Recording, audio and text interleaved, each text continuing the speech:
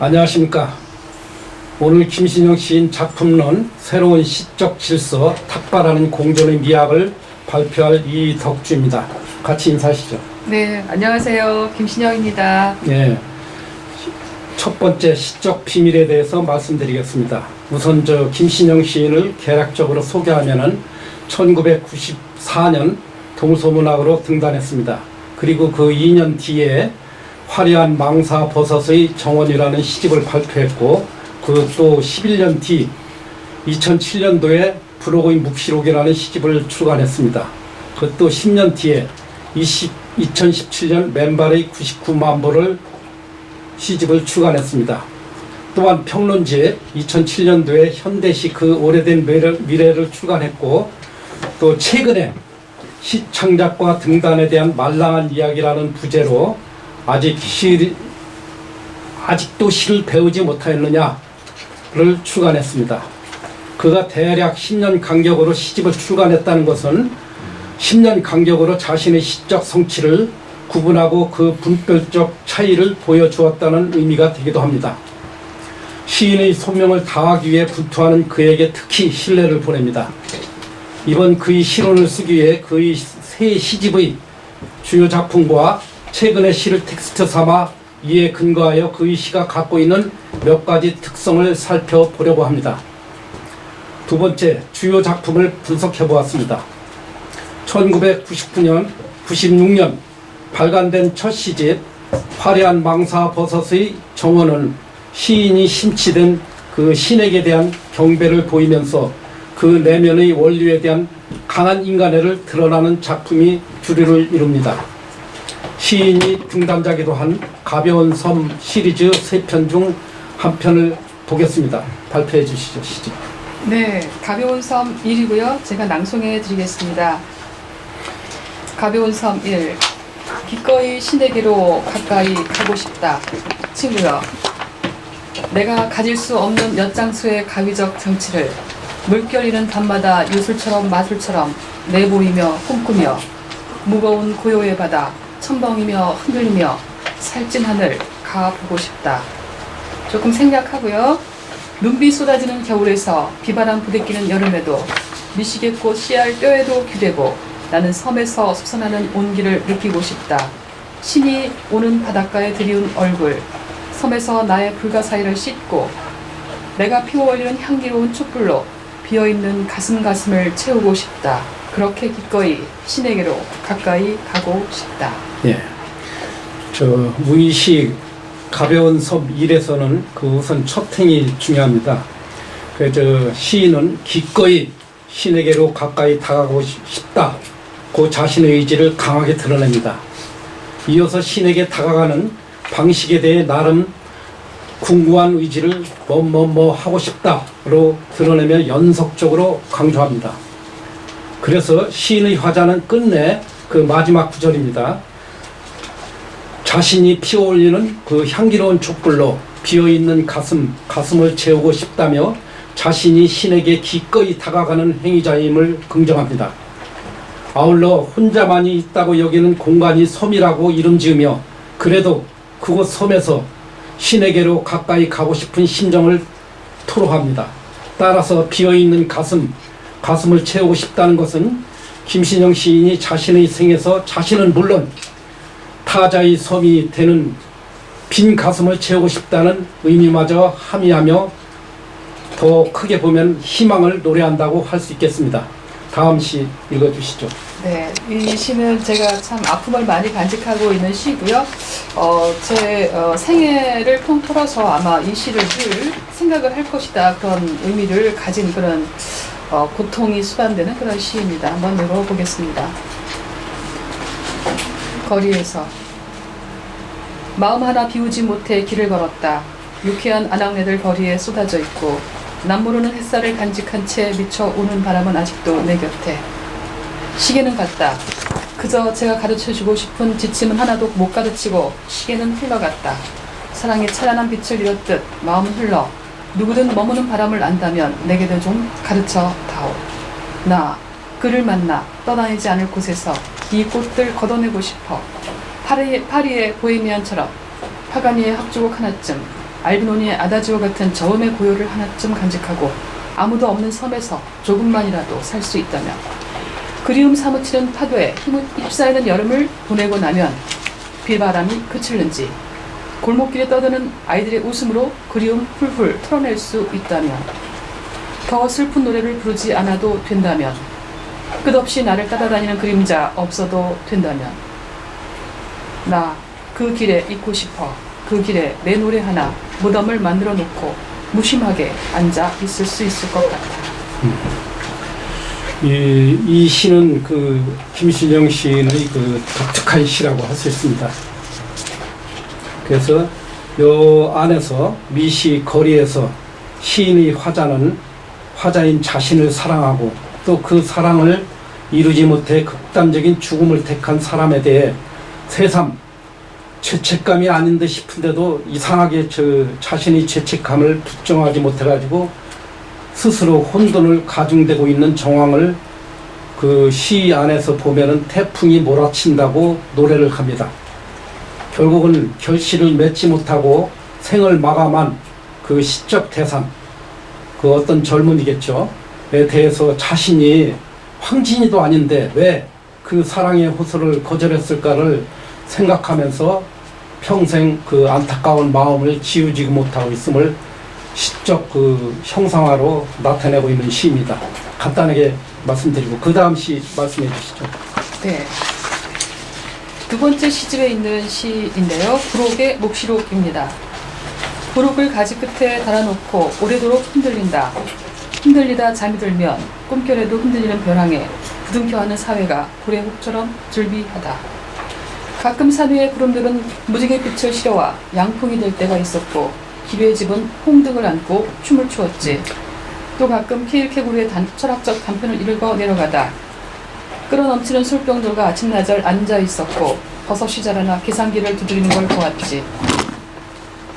네, 어디쯤 왔는지 혹을 떼어버린 부록이 있을 따름인지 여러 개의 혹들이 다시 불독처럼 붙어 부록인지 혹을 떼어내려다 혹을 붙인 혹불이 여인이 되어 부록을 가지 끝에 달아놓고 잣나무 가지 구석구석까지 흔들리고 있다. 이 두 번째 시집 부록의 묵시록에 있는 이 시는 이 시부터는 그 김신영 시인이 그 생명력을 담보하는 시적 성찰이 주로 이루어졌고 또 어떤 면에서 보면 이때가 이제 40대 중반 돼가지고서 사회에 대해서 냉철하게 이제 그 보고서는 지성적인 시를 썼다고 할 수 있겠습니다. 그래서 인용시 그 부록의 묵시록은 시인의 관심이 부록의 나이를 지나오면서 사회의 변화에 민감하게 반응하고 있는 것을 보여주고 있습니다.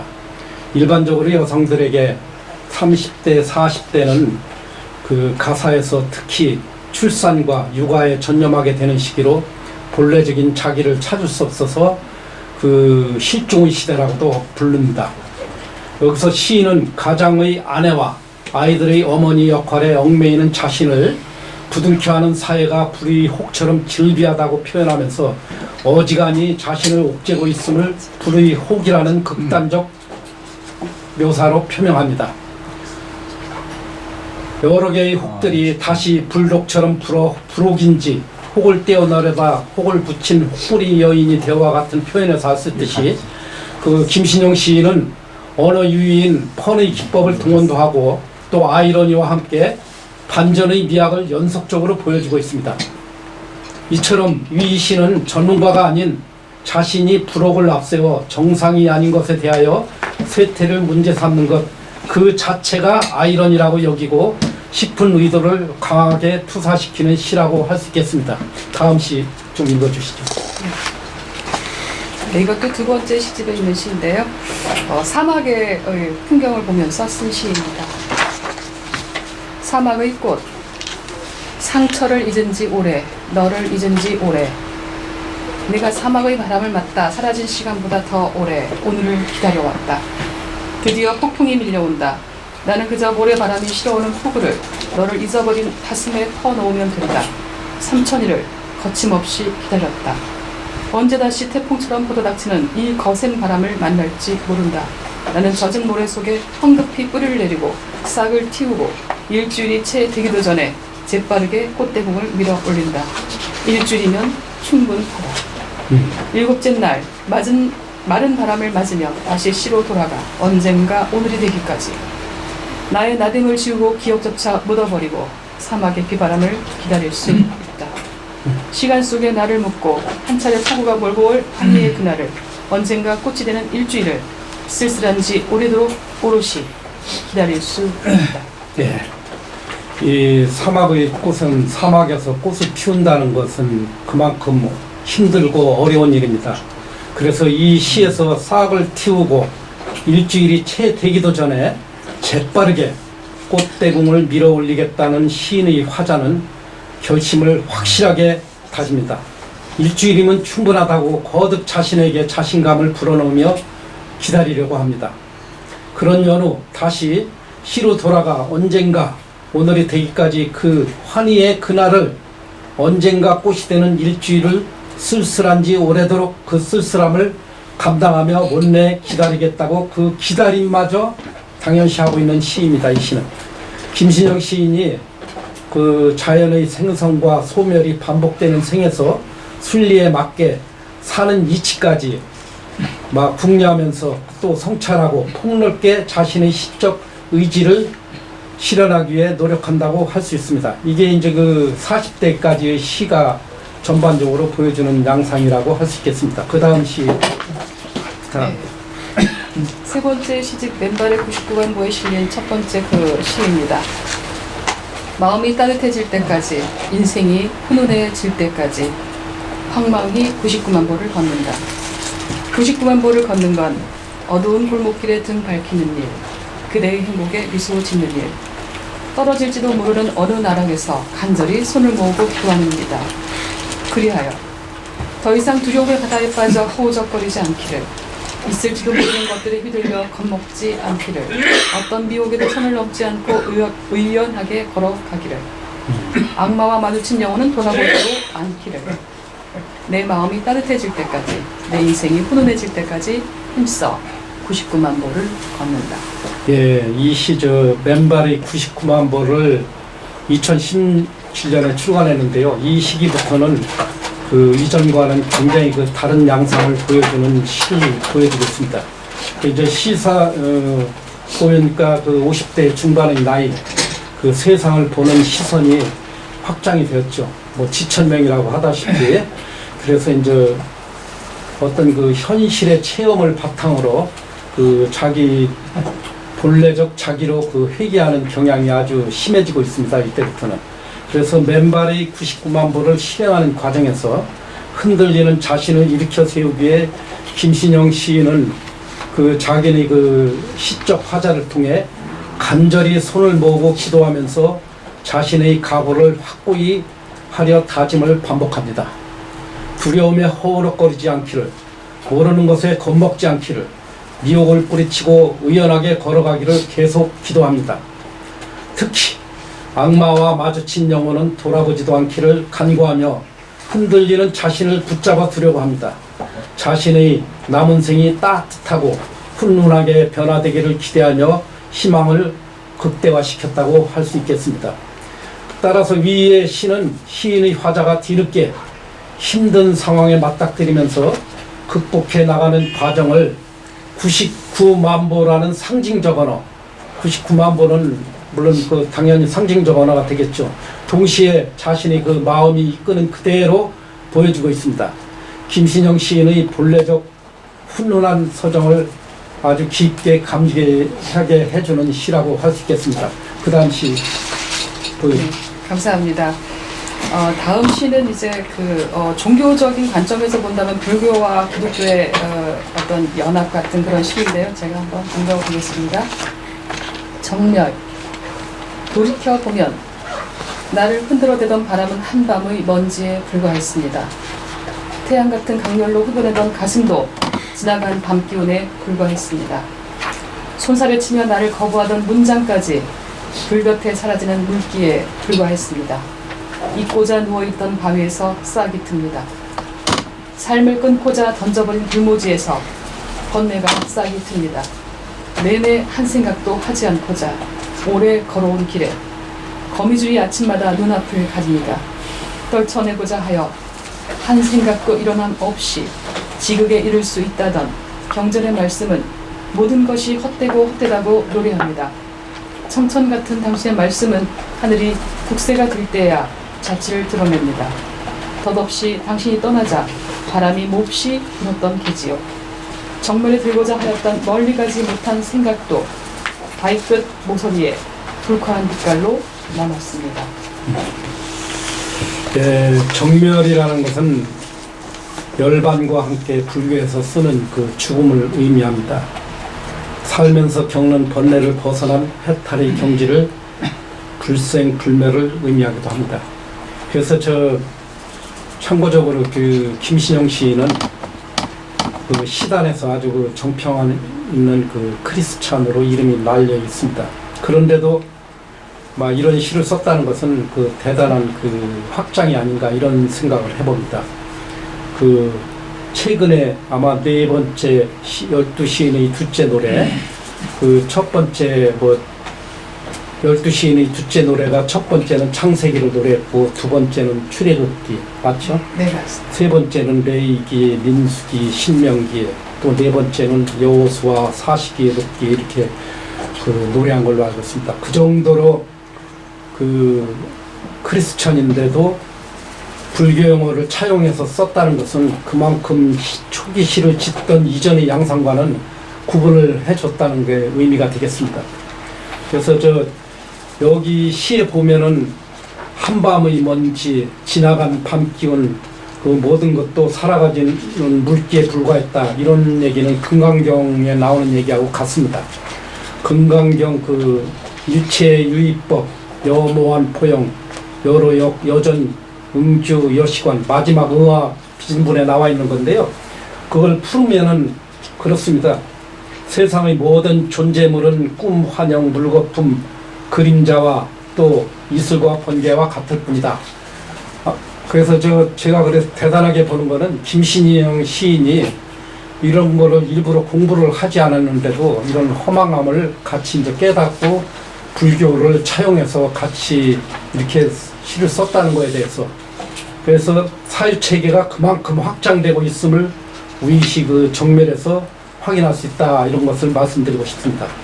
삶에 대한 포용력이 그만큼 커지고 시적 대상을 대하는 시선이 어디 한편에 물들지 않고 포용하려는 양상을 보여줍니다.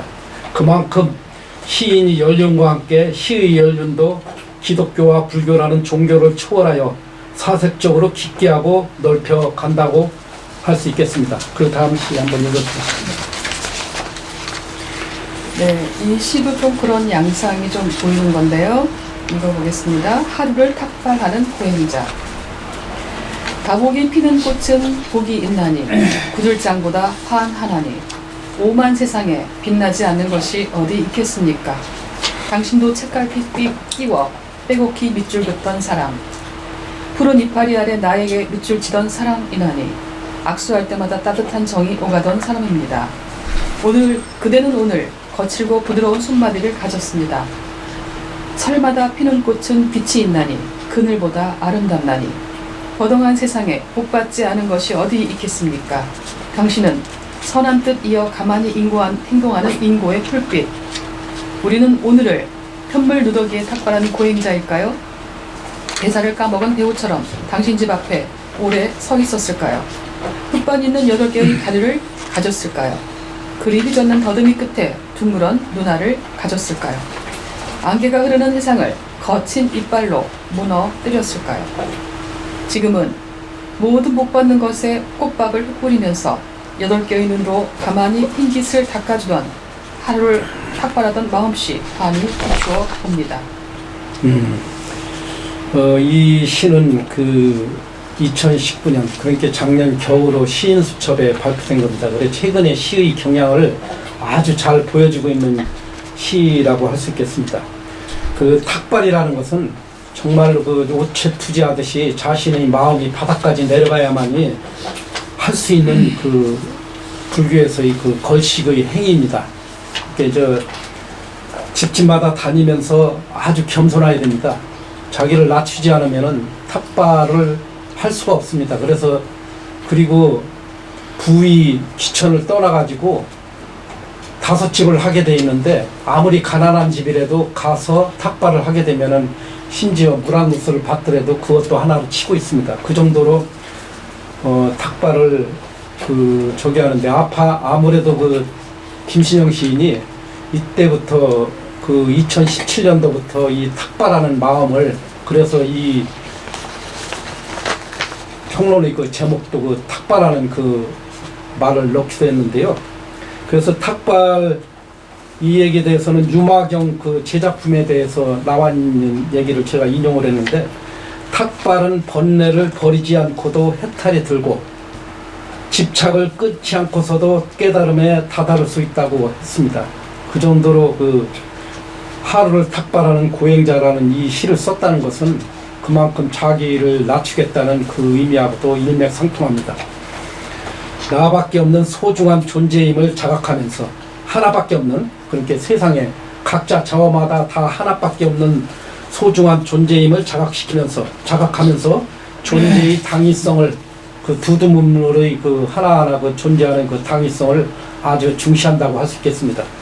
따라서 이 시는 모든 대상을 순간마다 아주 소중한 기중품을 다루듯이 하루를 탁발하는 고행자로 겸허하게 살려고 하는 시인의 마음을 보여주는 시라고 할 수 있겠습니다. 그 다음 시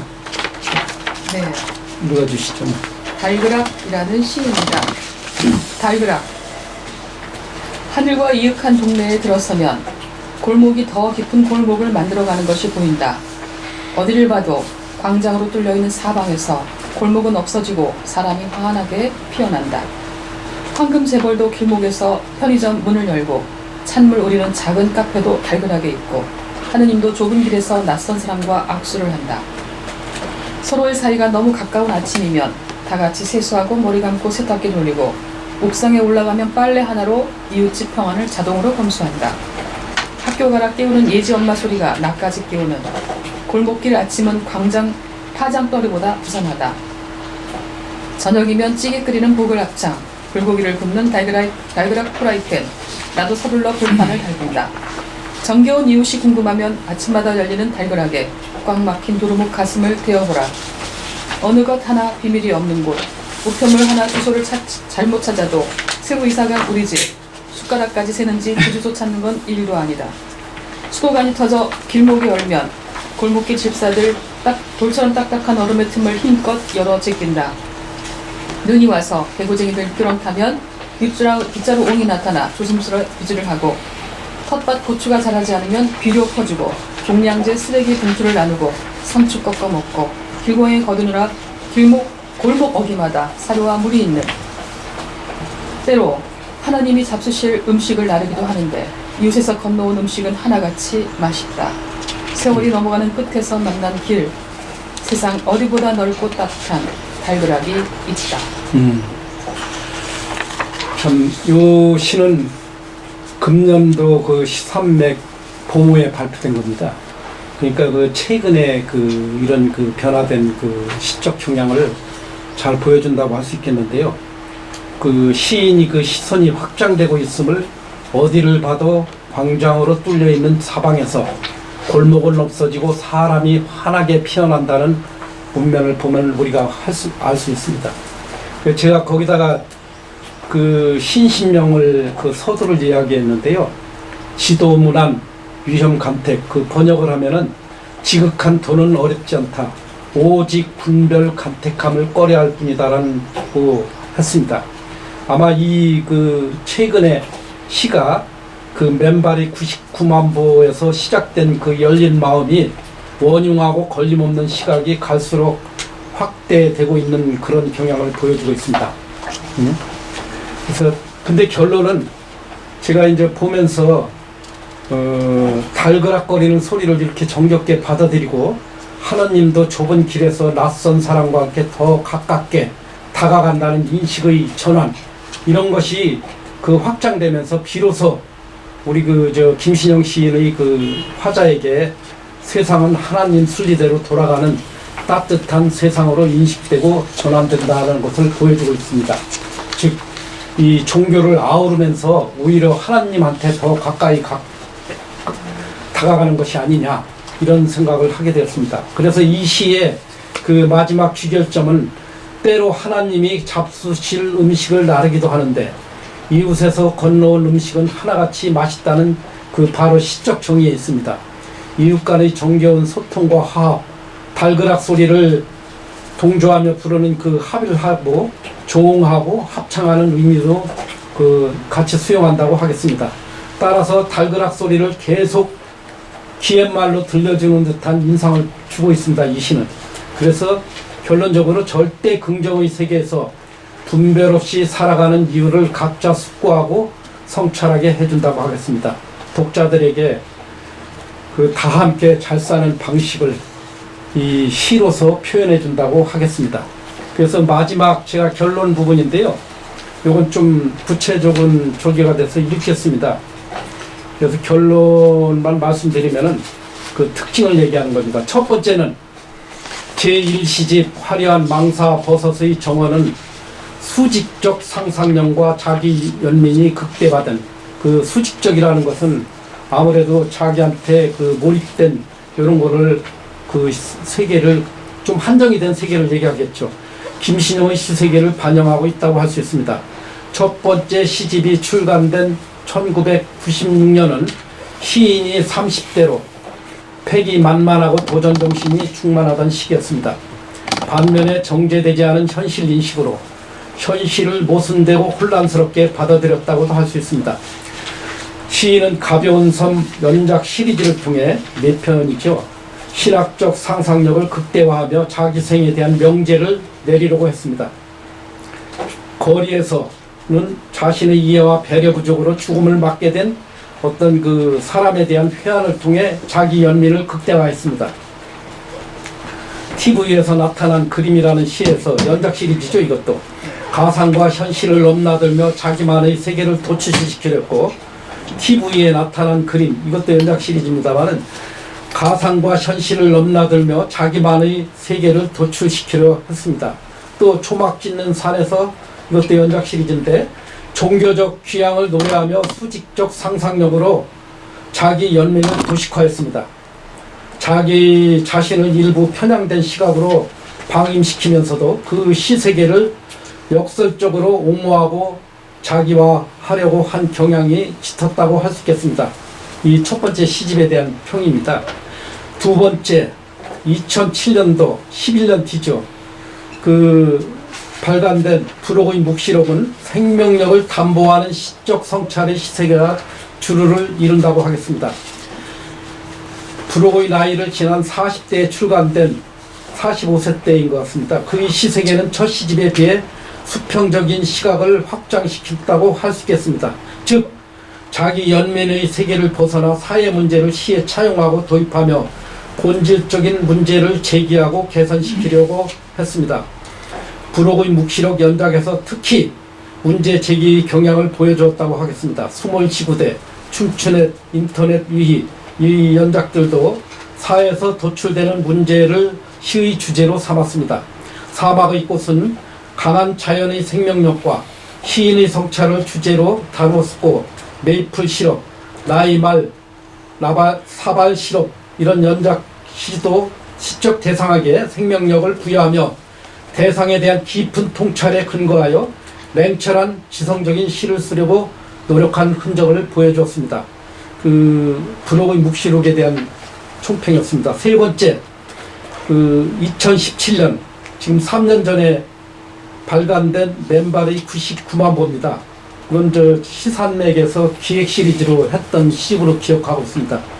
그 시인의 시 전환점을 아주 명확하게 보여준 시집이라고 하겠습니다. 지나온 자신의 생에 대해 점검을 하면서 시적 상상에 대한 형상화보다 현실의 체험으로 바탕으로 본래적 자신으로 회귀하는 양상을 보여주었습니다. 22편의 맨발의 99만 보 연작 시리즈는 특히 체험 없이 쓸 수 없는 시라고 할 수 있습니다. 아주 현장감이 돋보이는 시입니다. 김신영 시인이 정멸이라는 시를 통해 또한 인간적인 고뇌, 사유를 병존시키며 생멸을 시적에 관심을 보이기 시작합니다. 이게 이제 40대, 50대에 되다 보니까 아마 더 그런 것 같습니다. 지천명, 혹한의 세계 연작 시리즈, 시의 옹립, 인생은 둥그러졌는가, 이런 시에서 인간의 근원에 대해 질문하고 궁구하기 시작합니다. 그의 시적 연륜도 겸양을 앞세우며 특히 깊어졌다고 할 수 있겠습니다. 네 번째, 제3시집 맨발의 99만 보, 2017년 이후 김신영 시인은 그 맨발의 99만 보에서 부분적으로 보여주는 시적 포용력을 더욱 확장시키고 있습니다. 적극적으로 시적 대상을 분별 없이 포용하며 공전의 미학을 추구하는 경향을 짙게 드러내기 시작합니다. 더 탁발의 그 마음을 갖기 시작했다고 할 수 있겠습니다. 자신은 물론 타자의 생에 대한 이해의 폭이 증대되고 그에 대한 포용을 포용한 깨달음도 깊어졌다고 할 수 있겠습니다. 2019년 발표한 하루를 탁발하는 고행자는 타자에 대한 이해를 증진시키며 생을 겸허하게 바라보며 쓴 시입니다. 금년 초에 발표한 달그락 역시 인간과 인간 사이 소통과 화합의 중요성을 강조한 시입니다. 이처럼 우리 시는 시적 대상에 대해 편견과 집착을 없애고 더불어 공존할 것을 추천하려 합니다. 이후 그의 시가 깊어진 사회체계를 근간으로 자연의 순리를 함의하는 성찰과 공존미학을 추동하리라는 기대를 하게 하는 것이라고 할 수 있겠습니다. 앞으로 김신영 시인이 시를 유한 제가 저 네 가지 특징으로 이렇게 말씀을 드렸는데 이것이 전부는 아닙니다. 당연히. 그래서 조심스레 제가 진단을 내렸을 뿐이고요. 그래서 지금 자신이 대상과 더불어 존재하는 지금 여기에 대한 그 현재성의 절대 긍정을 표명하며 소통과 합의의 시적 의지를 구현하는 노력을 해왔고 앞으로도 계속 그러할 것이라고 예상을 합니다. 앞으로 시적 대상을 분별 없이 포용하며 탁발하는 마음, 이 탁발하는 마음을 제가 강조를 계속 드리는데요. 그만큼 하심입니다. 공전의 미학을 추구하는 김신영 시인이 균형적 시각을 견지하고 시적 대상에 대한 새로운 질서를 획득하고 시인의 본래적 소명을 많이 이룩하는 시를 쓸 것이라고 기대합니다. 이상 마치겠습니다. 감사합니다. 감사합니다.